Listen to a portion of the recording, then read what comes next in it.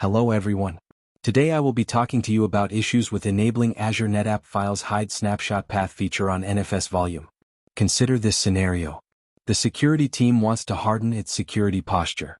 Now, security policy mandates that all snapshot paths must be hidden on mounted volumes. The company decides to adopt the Azure NetApp Files hide snapshot path feature. The feature is now enabled on the volume. The system engineer is worried because the snapshot directory is still visible after making the change. The volume has not been unmounted after the feature was enabled. The security engineer informs the systems engineer that the hide snapshot path feature will not populate until the Azure NetApp Files volume is unmounted then remounted on the system.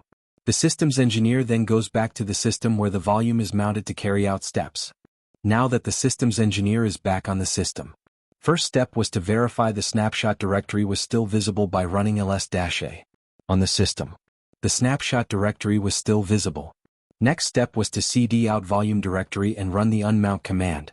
The engineer then pasted the unmount command. The command returned with no errors, so the engineer ran df-h to verify the volume was not mounted. The volume was no longer mounted. It was safe to remount volume 1 using mount command for the volume. The volume mount command was ran. Next step was to change directories into the volume 1 directory and list all its content and see if the snapshot directory was invisible or invisible. The snapshot path was now hidden. Remember to unmount and remount your Azure NetApp Files volumes when you enable or disable the hide snapshot path feature. For more information on the hide snapshot path feature, see link in the description.